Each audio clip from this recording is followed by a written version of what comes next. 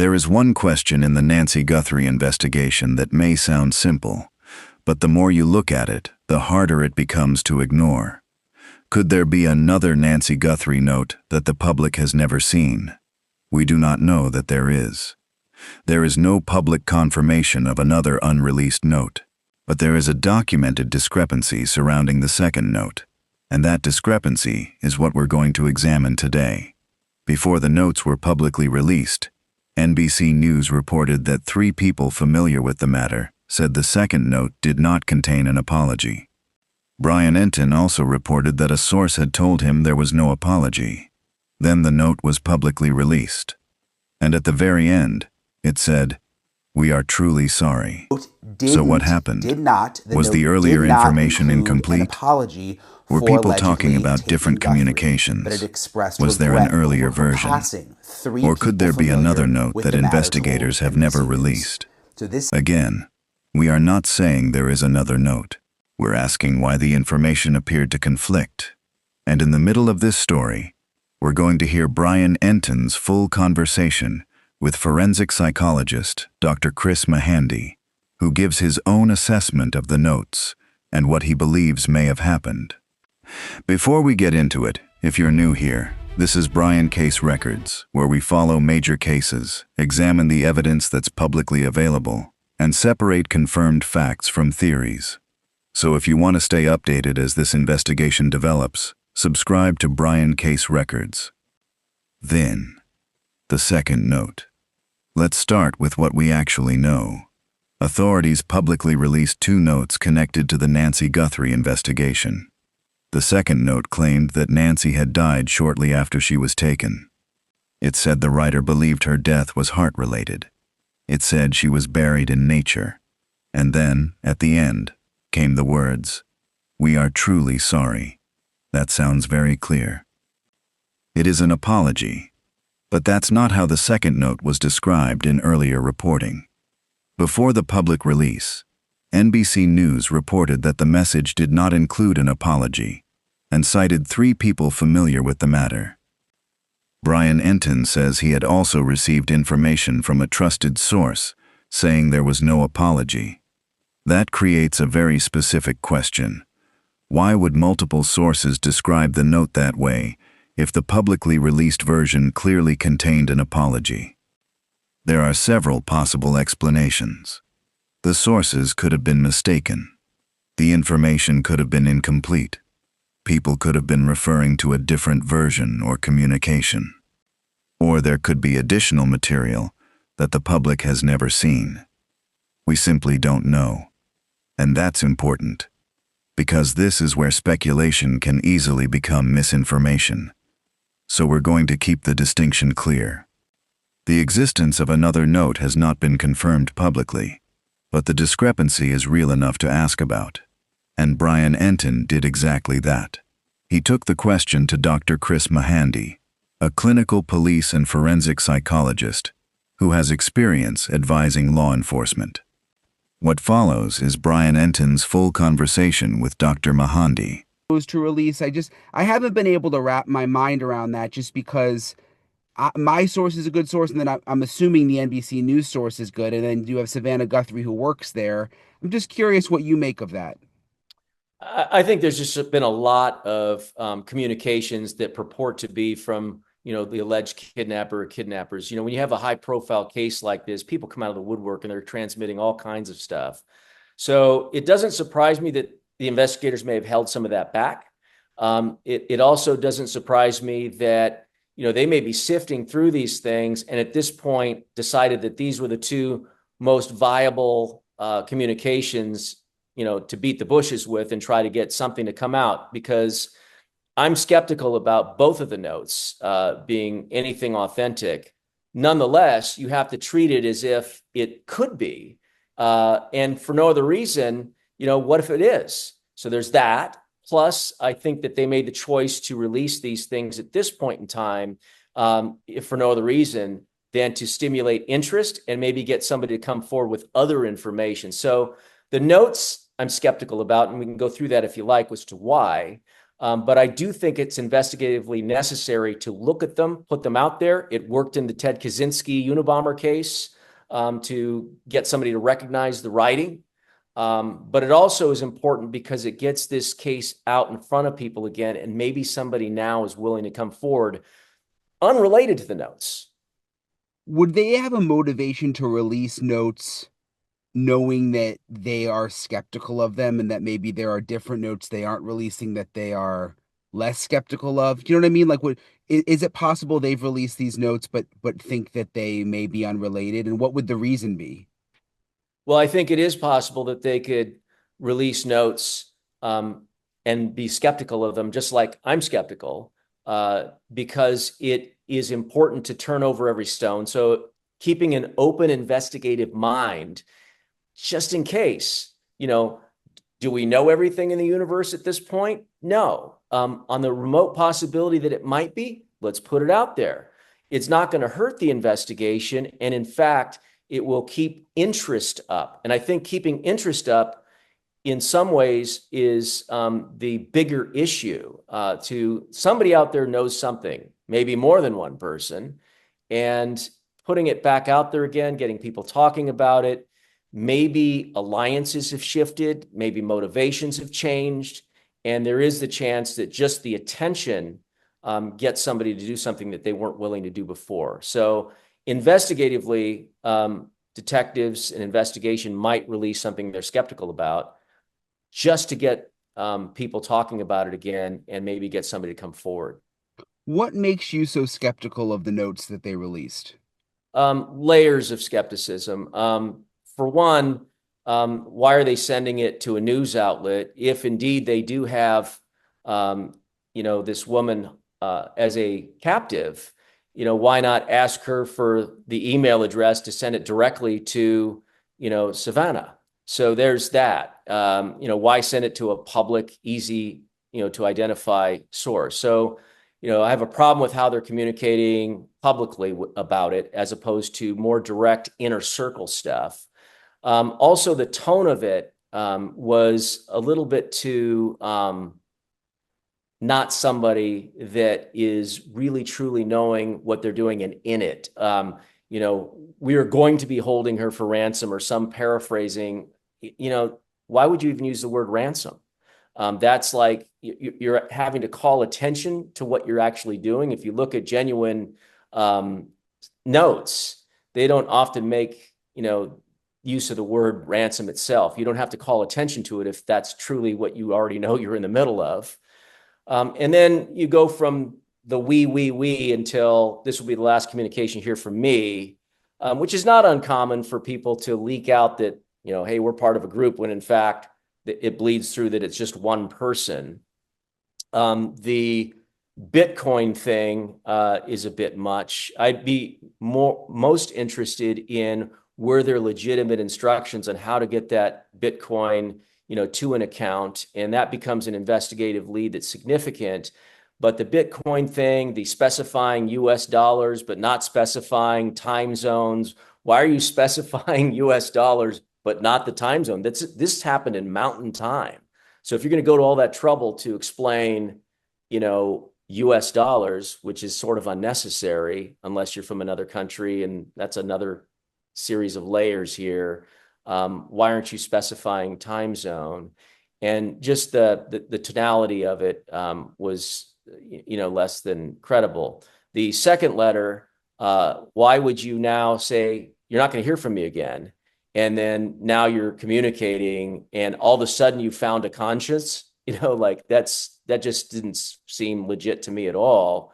The person that was at that door doing those things does not seem to be the sort of person that would write like this. The person that wrote these letters, at least certainly the first one, tech savvy, reliance on Bitcoin, communicating by email. There's some thought that it might be a person that is using AI to help generate some of the verbiage there.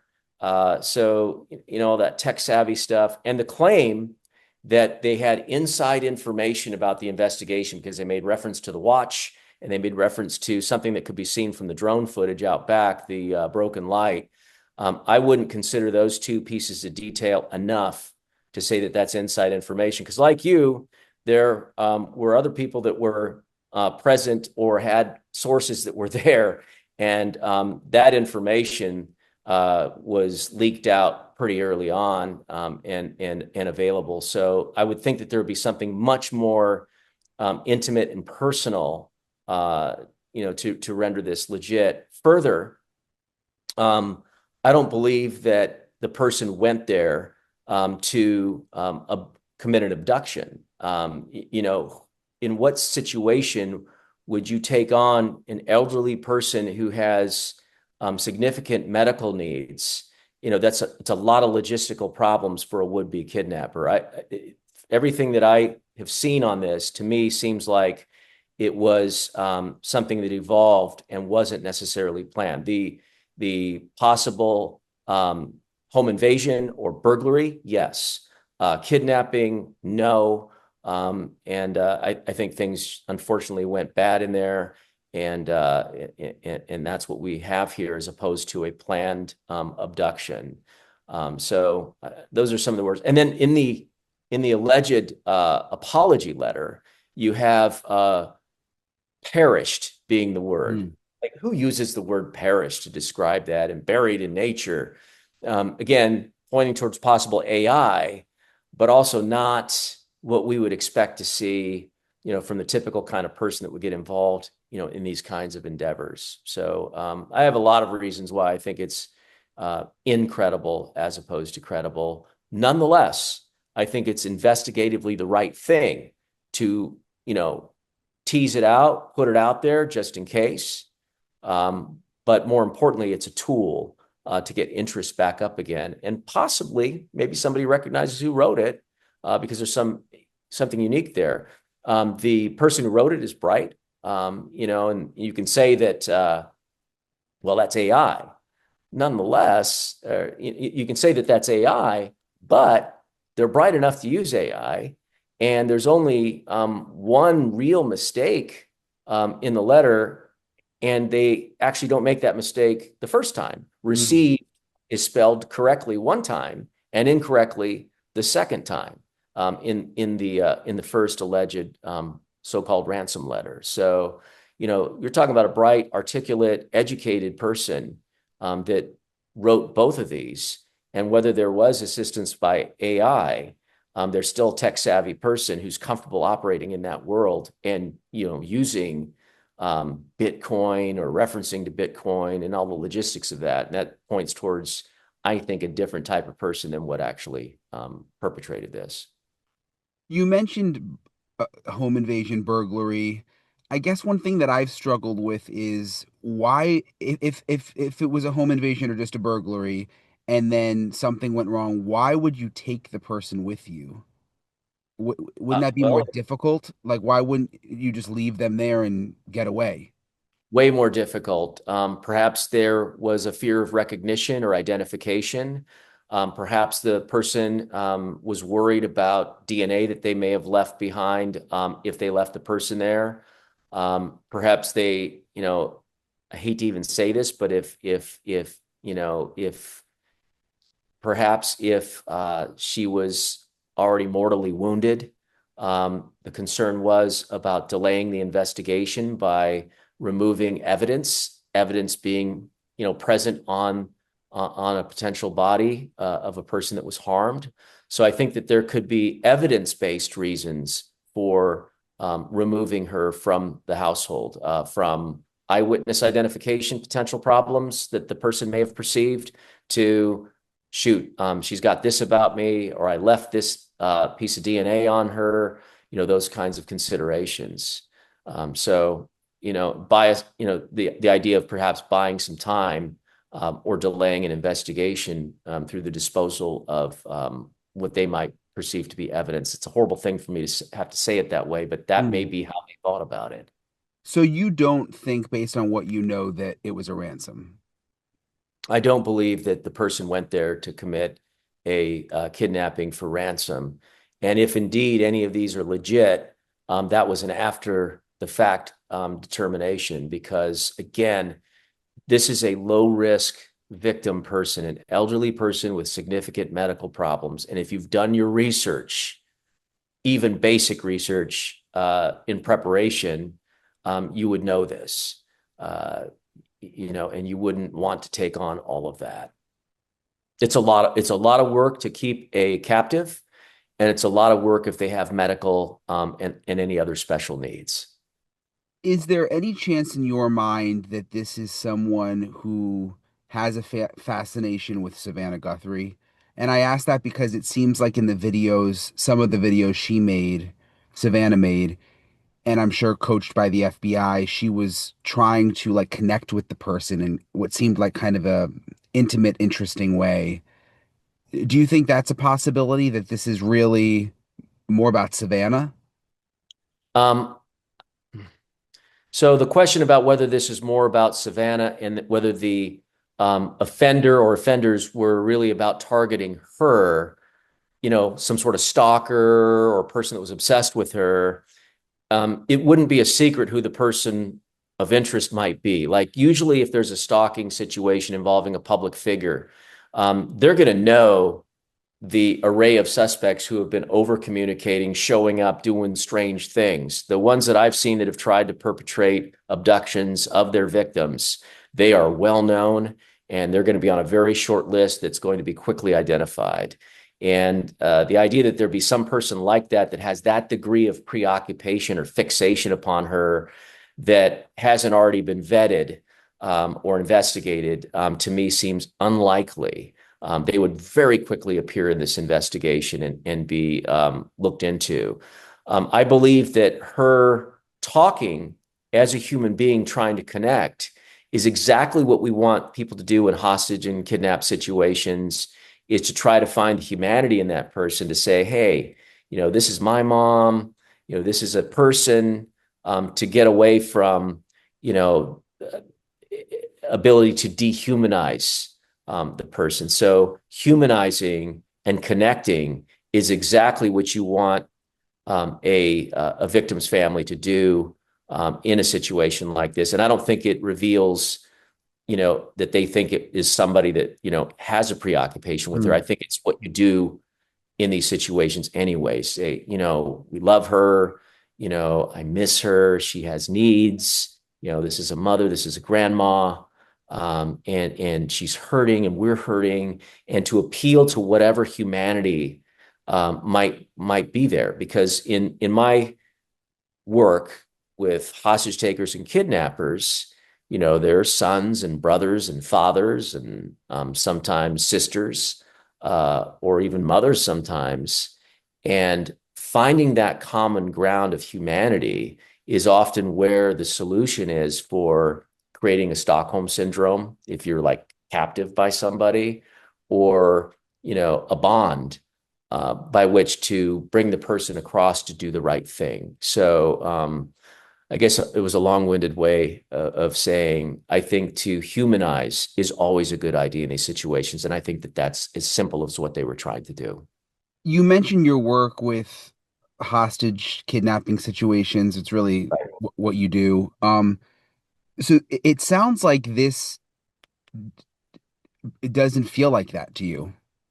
I mean, and this is based on the other cases you've worked on. This doesn't feel like a hostage or a kidnapping case. Is that kind of what you're saying? What I'm saying is that I don't think that kidnapping was the primary objective. I don't think this was a pre-planned kidnapping. I think it happened based upon circumstances that in the mind of the perpetrator fell apart and in their mind necessitated taking her for whatever reason that might be. And it could be as simple as she could identify me or us, or the concern about evidence that might be present with her. Mm. How unusual is this? I mean, it's now been more than 6 months. Have you seen anything quite like this? And like, where do you think the whole case goes from here? Like, what's your sense? I'd say that fortunately, it's not extremely commonplace, but it's not unheard of for people to disappear, under obviously foul play circumstances, and for there to be, in an open investigation that goes on for months and sometimes many years. And it's my hope that somebody is going to come forward with information that can lead to resolving this for this family, because it's extraordinarily painful, the amount of suffering, the lack of resolution. And it's my hope that somebody does the right thing, somebody that knows something, or even the person themselves. If it was more than one person involved, do you think by now there would have been some kind of tip? Like if there was a accomplice or a getaway driver, would some, I mean, with such a large reward, do you think Not that necessarily. information would have come yet? I think if there's more than one person involved, I don't think it's necessarily true that that person would be ready to come forward yet. Sometimes it takes time over years, months, years. It may take time for relationships to change, the sense of Mhm. fear and vulnerability. Because let's say one of these people is viewed as being particularly terrifying to others involved in it. It may take time for those bonds of fear or attachment to weaken so that a person feels safe somehow bringing information forward. And that's why it's important to revisit cases or keep them open and keep them out there. So as those attachments, those fears, those concerns change, as people mature, as it bothers their consciences, that at some point, the opportunity is presented for them to come forward and do the right thing. I guess that would make sense of why they released those letters at the 6 month mark. Just, I guess, trying to drum up that That's kind of right. emotion, you think? 100%, 100%. And I hope for the family's sake, it's sooner rather than later that somebody does the right thing. But it's never too late to do the right thing, I think is the message. And just my last thing, because I've heard based on statistics, it's usually someone who, like, it would be someone who knew Nancy or had some kind of connection to Nancy.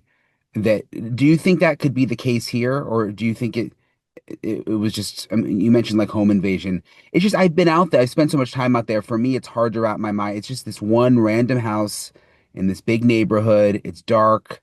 She's just this old lady. I don't think she has real, from what I've heard. I mean, it's not like she has tons of jewelry or cash sitting around. It's hard for me to wrap my mind around that it would have just been chosen randomly in the night, especially because we've heard or we've learned that that the person was out there days prior, caught on camera, scoping it out. So I don't know. I guess burglary to me just doesn't fit based on what I know. Well, random events can and do happen, but I'm in agreement with you that it is more than likely somebody that has some sort of at least remote connection to the family. They've, maybe a caregiver, mentioned something about the family, and that got somebody's attention that maybe is not a great person in their circle of life. It could be as Mm. simple as that, not necessarily in that inner circle, but somebody that is in relationship there hears about it and thinks, hey, there's an opportunity here. So I don't think it's random either. I think that there's some sort of connection where they heard about a potential opportunity and decided to take a closer look. And that's, more likely the scenario than just randomly selecting it because it's a nice looking house in this particular area. Usually there's a reason, and it doesn't necessarily have to be a trusted person, but somebody that's in a relationship or heard about it from the trusted person. So Mm. it's that expanding circle that has to be looked at to see, who in these, extending circles of connectedness, may be, the kind of person that might involve themselves in something like this. Anything else you think is important that you think that people haven't really thought about? I think any information, as small as it may seem, could be potentially important and the key to unlock this. So if there is somebody that heard somebody talking about, how much money they thought they could get out of this house, or boy, she sure seems rich, or she's got this rich daughter, it could be something as seemingly innocuous as that or something else that just getting the person on the radar screen, may be, what it takes to unlock this. So no information is too insignificant to bring forward. Well, I appreciate your time, Dr. Mahandi. Thank you for Thank taking you. the time. Very nice to meet you, Brian. Thank you for your thoughtful questions. And, I don't have a moratorium on I don't have a monopoly on what the truth is here. I think there's a lot of different ideas, and it's important for investigators to hold all of these as potential avenues. It's where they settle in on one theory. My theory, which is, botched home invasion or burglary, is one. The stalker theory is another. The, somebody has an axe to grind is yet another, or some, strange person could be yet another. The idea is that. What did we just hear? That interview raises several important points. First, Dr. Mahandi does not confirm that another note exists. Instead, he explains that investigators may receive multiple communications and may choose to release only the ones they consider useful or potentially useful to the investigation. He also expressed skepticism about the authenticity of the publicly released notes. His concerns included the language, the method of communication, the references to Bitcoin, and the overall tone. But skepticism does not automatically mean a note is fake, and that's an important distinction. Investigators can examine a questionable communication while still using it as an investigative tool. They may release it because somebody recognizes the language, somebody recognizes a phrase, or somebody realizes they know the person who wrote it. That's one reason the notes matter, even if investigators have questions about them. 2. The bigger theory. Dr. Mahandi also offered another possibility. He does not believe the evidence necessarily points to a kidnapping that was planned from the beginning for Ransom. Instead, he discussed the possibility of a home invasion or burglary that escalated into something much worse. Again, that's his professional opinion, based on the information available to him. It has not been established by investigators as what happened. But it raises an important question. If someone entered the home intending to commit a burglary, why would Nancy be taken from the house? Dr. Mahandi suggested possible explanations involving identification, DNA, evidence, or an attempt to delay the investigation. Those are possibilities, not proven facts. And that's exactly why they should be treated as possibilities. Could someone have a connection? There was another part of the interview that stood out. Brian asked whether Nancy could have been targeted by someone who had some connection to her or her family. Dr. Mahandi said he did not believe a completely random selection was necessarily the most likely explanation. He discussed the possibility of an extended circle of connections. That doesn't necessarily mean someone close to Nancy. Information can travel through other people.